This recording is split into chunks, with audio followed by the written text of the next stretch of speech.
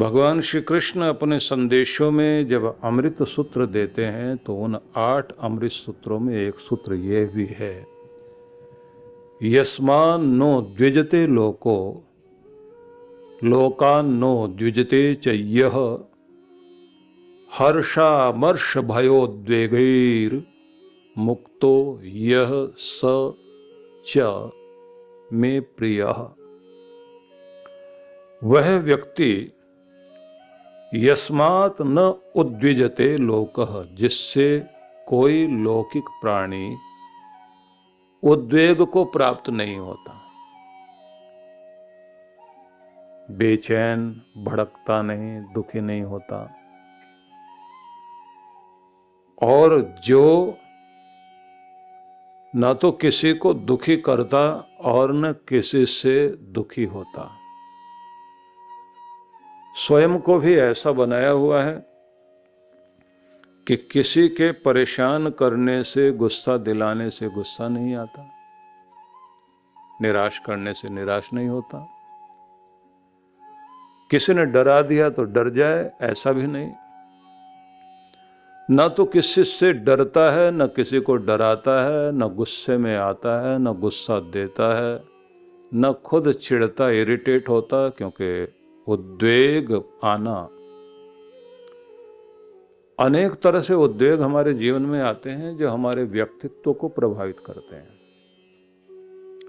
कृष्ण भगवान कहते हैं मेरे प्यारों की एक पहचान ये भी है, ना तो वो चिढ़ते, न चिढ़ाते, न खुद इरिटेट होते, न दूसरों को इरिटेट करते, न खुद भड़कते, न भड़काते, न खुद क्रोध में आते, न दूसरों को क्रोध में डालते, न कटु वचन बोलते हैं, न कटु वचन किसी के सुनकर खुद को दुखी करते। वे ऐसे लोग हैं हर्ष अमर्ष भय उद्वेग से मुक्त। अब ये शब्द ध्यान दीजिए कि ना तो बहुत किसी चीज को पाकर इतने हर्षित हो जाते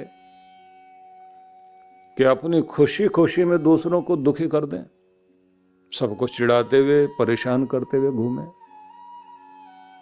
न अमर्ष में। अमर्ष शब्द का अर्थ होता है वह ईर्ष्या से युक्त क्रोध, अंदर से दुर्भावना है, जलता है दूसरों से और क्रोध करते हुए दूसरों को परेशान करता है। ईर्ष्या में बदले की भावना, गुस्सा, इनको मैंने चिढ़ाना है, इनके सामने दिखाना है, इन सबको पता लगना चाहिए कि मैं क्या हूं। तो इस तरह की जो उद्वेग की भावना है उसको अमर्ष कहा गया। फिर अगला शब्द उन्होंने कहा भय, क्रोध भी, हर्ष भी, ईर्ष्या भी, भय भी, जितने ऐसे अनर्थकारी उद्वेग हैं, ये एक ऐसे तूफान हैं जो प्रत्येक व्यक्ति के अंदर भरे रहते हैं।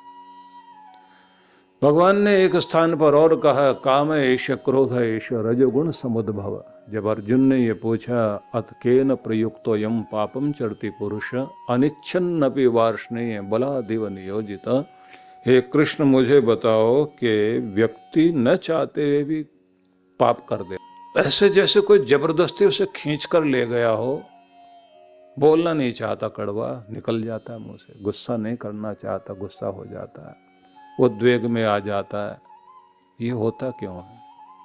भगवान ने कहा काम एष क्रोध एष रजोगुण समुद्भव। व्यक्ति की जो राजसिक वृत्ति होती है, स्वभाव बन जाता है, उसके कारण काम क्रोध आदि विकार जो है तूफान की तरह व्यक्ति के अंदर से प्रकट होते हैं और वो इस तरह से बहा ले जाते हैं कि हम लोग अपने आप को संभाल नहीं पाते, क्योंकि हमारे अंदर के उद्वेग हमें इस तरह से चलाते हैं जैसे कोई नदी में तूफान आ जाए, मतलब बाढ़ आ जाए और वो कैसे खींच कर ले जा रही हो, आसपास की चीज़ों को बहा कर ले जा रही हो, ऐसे प्रवाह में हम लोग आ जाते हैं। कृष्ण भगवान ने यह कहा कि तुम्हारे व्यक्तित्व में ये बात नहीं होनी चाहिए जो मुझे पसंद नहीं है, कि वो लोग मुझे पसंद नहीं आएंगे, जिन लोगों के जीवन में खुद भी दुखी रहना, दूसरों को दुखी करना, क्रोध में रहना, दूसरों को क्रोध में डालते रहना, ईर्ष्या द्वेष का संसार बसा लेना और उसी में पूरी जिंदगी व्यतीत करना। एक शब्द और प्रयोग उन्होंने किया, उद्वेग। उद्वेग में यहाँ प्रयोग हुआ है चिंता से संबंधित। चिंता का उद्वेग भी बहुत बड़ा होता है, क्योंकि यह एक ऐसी चीज होती है जो आपके प्राण शक्ति को निरंतर नष्ट कर रही होती है। इसे कहा गया है कि बिल्कुल इस तरह होता है जैसे आप देखते हैं ना कि धुआं हो और धुएं में आदमी घुट रहा हो, तो धुएं में घुटता हुआ आदमी, उसका सांस भी रुक जाता है, दिखाई भी कुछ नहीं पड़ रहा होता है। किसी कमरे में बहुत ज़्यादा धुआं भरा हुआ हो तो उस धुएं की स्थिति में आप देखिए कि ऐसी स्थिति हो जाती है, घुटन, दिखाई भी कुछ नहीं पड़ रहा, आंख में आंसू है और गला रुंधा हुआ है, जान निकलने को। तो चिंता बिल्कुल ऐसे करती है। चिंता ज्वाला शरीर वन, दावा लग लग जाए और अंतर न प्रगटे, जिसमें कहा गया है कि यह एक ऐसी चीज है जो अंदर है लेकिन बाहर से दिखाई नहीं देती कि आदमी चिंता में है। इसके अंदर धुंध है या धुआं है। ऐसी एक, जैसे चारों तरफ से आप देखते हैं ना कि जो आग दावानल जिसे बोलते हैं, वो घेर ले जंगल को, तो जंगल की आग ऐसी आग होती है जिसको कहा जाता है चारों तरफ से घेरा बना लेती है। बीच में खड़ा हुआ आदमी सोचता रहता है कि इधर भागूंगा तो मैं बच जाऊंगा, लेकिन जब वो आगे जाता है तो देखता है वहां भी आग लगी हुई। और दुखद बात क्या है कि वो धीरे धीरे बढ़ते बढ़ते जहां व्यक्ति खड़ा होता है वहां आती जाती है। कि चिंता बिल्कुल इसी तरह से है। बाहर धुआं न संचरे और अंतर धुंधियाए।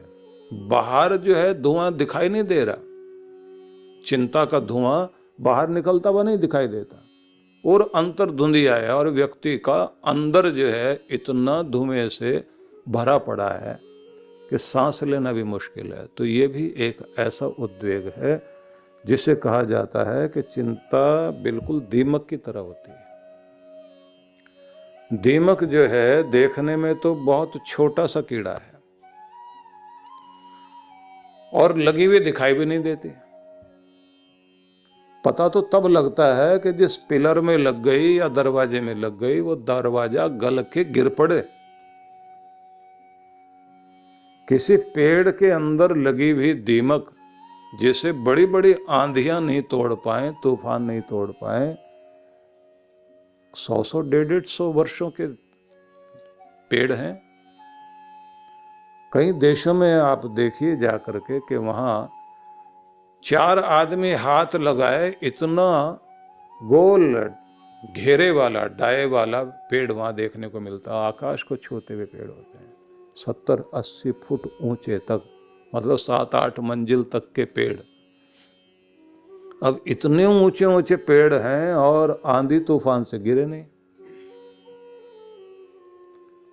लेकिन दीमक लग जाए तो उखाड़ कर गिरा देते हैं।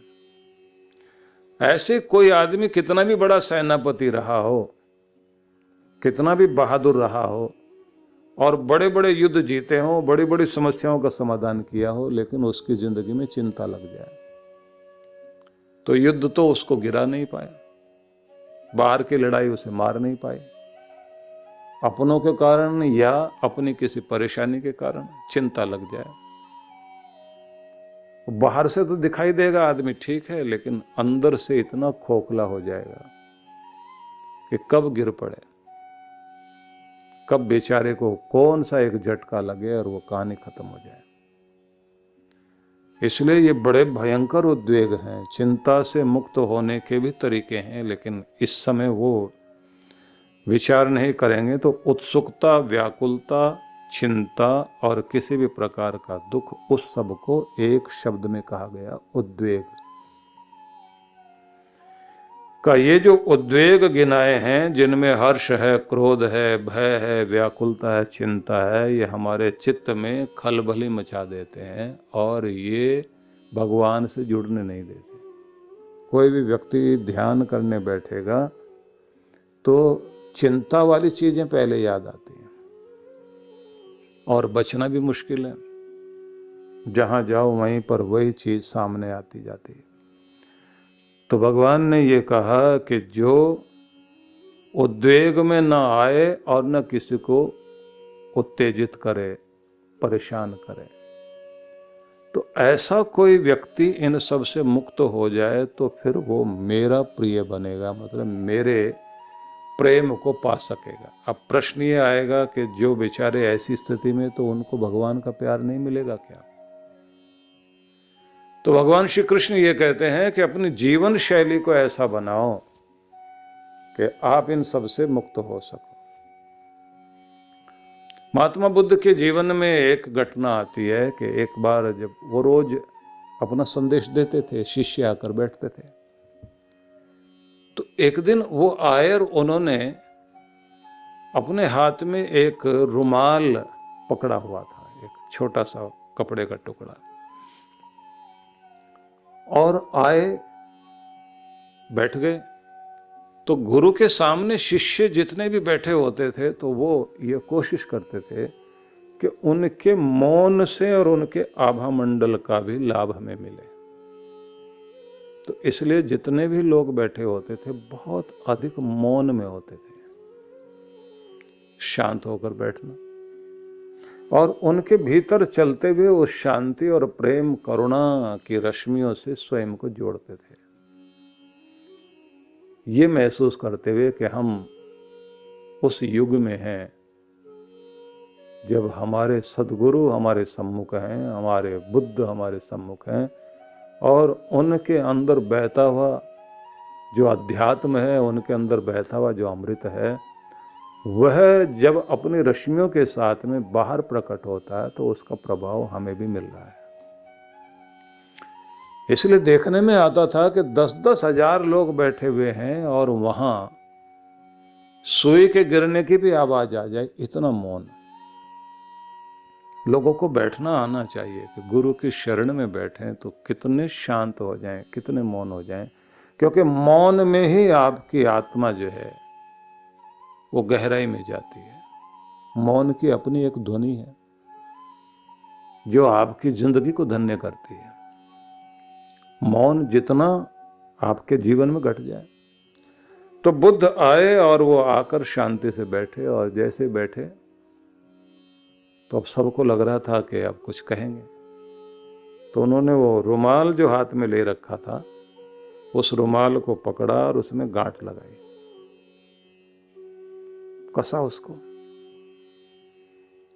फिर गांठ लगाई, फिर लगाई, 5-7 गांठें लगाते ही चले गए, और फिर उसको खींचे तो सभी देखने लगे कि थोड़े से बेचैन हो रहे हैं। तो एक शिष्य ने खड़े होकर पूछा कि प्रभु कुछ हम करें? उन्होंने कहा मैं ये खोलना चाहता हूं। खींचने लगे तो एक ने हंस करके कहा महाराज ऐसे खींचने से तो ये और गांठें मजबूत हो जाएंगी। तो बुद्ध ने सबकी तरफ देखा, देखने के बाद कहा अब इस रुमाल को तुम देख रहे हो, इस कपड़े को, ये पहले भी ऐसा ही रहा है और अब भी ऐसा ही है, इसमें क्या अंतर तुम लोगों को महसूस हुआ? तो सबने कहा कि महाराज जैसा ये पहले था है तो अभी वैसा ही, लेकिन अगर बारीकी से देखें तो अंतर तो आ गया, लेकिन फिर भी कहें तो रुमाल ही है, नाम भी वही है, आकार प्रकार भी वही है, लेकिन गांठें आ गई हैं। अच्छा अब ये भी बताओ कि ये खुलेगा कैसे? मैं खींच रहा हूं, खींचने से खुल जाएगा या नहीं? तो सब ने कहा खींचने से तो और ये गांठें मजबूत हो जाएंगी। फिर उन्होंने कहा अच्छा खोलने का तरीका बताओ। इन्होंने कहा कि एक शिष्य ने खड़े होकर कहा कि पहले ये देखा जाए, गांठ पर गांठ लगी हुई और सबको जोड़ दिया गया, एक दूसरे के साथ ऐसे बांध दिया गया, तो पहले इसको देखना पड़ेगा कि कहाँ से गांठ लगी है, कैसे लगी, और जैसे लगी है वैसे इसको खोलना पड़ेगा। मतलब पहले कारण ढूंढना पड़ेगा, उलझे कहां पर हैं। तो उन्होंने कहा कि चलो खोल के देखो। अब गांठें इतनी मजबूत लगी हुई थी तो जो जल्दबाजी करे तो वो और ज्यादा उलझ जाए। इन्होंने पूछा कि कोई आसान तरीका बताओ। एक शिष्य खड़ा हुआ, उसने खड़े होकर कहा महाराज एक तो जल्दबाजी नहीं करनी चाहिए, उतावलापन नहीं चाहिए, प्यार से देखकर धीरे धीरे धीरे धीरे ढीला करना चाहिए। एक गांठ ढीली होगी उसे खोलेंगे, फिर दूसरी की तरफ जाएंगे, और जहां आखिरी वाली गांठ लगी शुरुआत वहां से करनी चाहिए और फिर पहले वाले पर जाना चाहिए। बुद्ध ने कहा तो फिर आज का उपदेश इतना ही है। अब वो सब बोले कि हमको तो समझ में नहीं आया। बुद्ध ने कहा कि लोग मेरे पास आकर ये कहते हैं हम बहुत गुस्से में रहते हैं, तो आप हमारा गुस्सा दूर कर दो। कुछ कहते हैं हम बहुत चिंता करते रहते हैं, हमारी चिंता दूर हो जाए।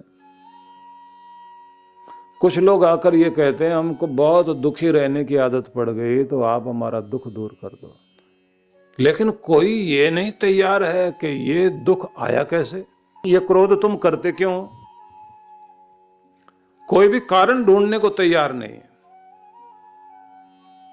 किसी का भी अगर अहंकार है तो अहंकार का कारण क्या? क्रोध तुम्हें आता रहता तो कारण क्या है? मूल तक तो तुम नहीं जाते हो। ये गांठें तुम्हारी जिंदगी में, तुम परेशान हो तो परेशान हुए क्यों? बार बार अगर बीमार पड़ते हो तो बीमारी का कारण क्या है? मैंने ज्यादातर लोगों को देखा वो आकर ये तो कहते हैं कि परिणाम मिल जाए, लेकिन मूल तक जाने को, कारण खोजने को तैयार नहीं। और फिर जब कारण तक पहुंच जाएं, क्योंकि पहले तो गांठों को देखना है, कारण ढूंढो, उपाय ढूंढो, और फिर उनको उतावलेपन से नहीं खोलना, धीरज रखकर धीरे धीरे, क्योंकि एक दिन में पड़े हुए मुसीबतों की गांठें जो तुम्हारी जिंदगी में पड़ गई हैं, जिन उलझनों में उलझ गए वो एक दिन में तो नहीं खुल जाएंगे, एक समय में तो, एक झटके में तो नहीं हो जाएंगे। धीरे धीरे उनको पहले समझो, फिर खोलना शुरू करो और अपनी समस्याओं का समाधान करोगे। जब तक कांटा निकलेगा नहीं तुम्हारा दर्द दूर होगा नहीं। तुम सोचते हो कि बस ऐसी चीजें ठीक हो जाएं, पहले कांटा तो निकालो, वो डंग तो बाहर निकालो जिसके कारण तुम्हें ये परेशानी है, वो कारण तो बाहर आना चाहिए ना।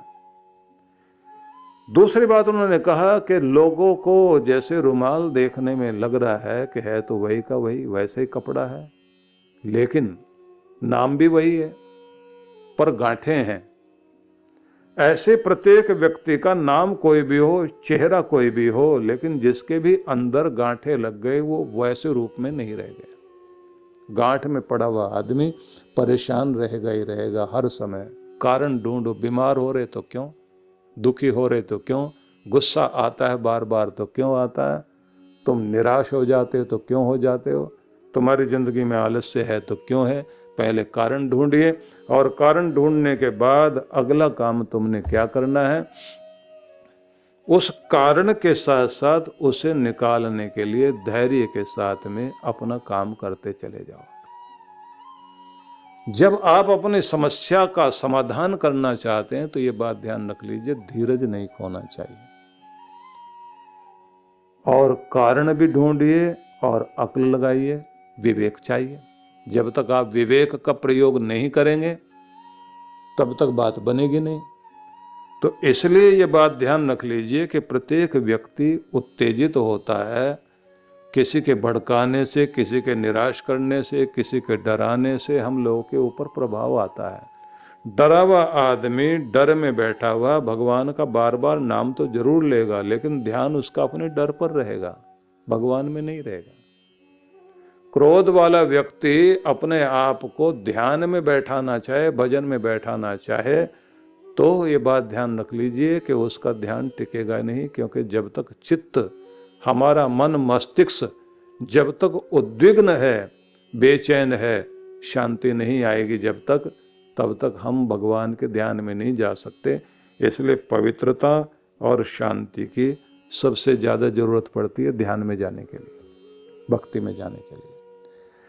मंदिरों में इसलिए पवित्र होकर लोग प्रवेश करते हैं, जूते बाहर निकालेंगे, स्नान आदि करके जाएंगे, स्वच्छ वस्त्र पहन करके जाएंगे, तो स्वच्छ मन के साथ ही मंदिर में प्रवेश कीजिए, तो आप भगवान की निकटता पाओगे।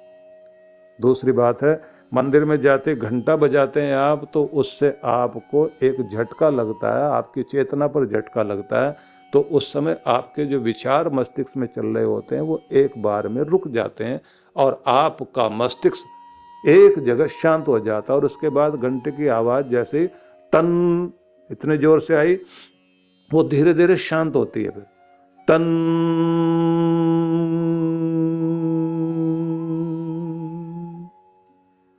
इसी तरह ओंकार की ध्वनि होती है, ओम।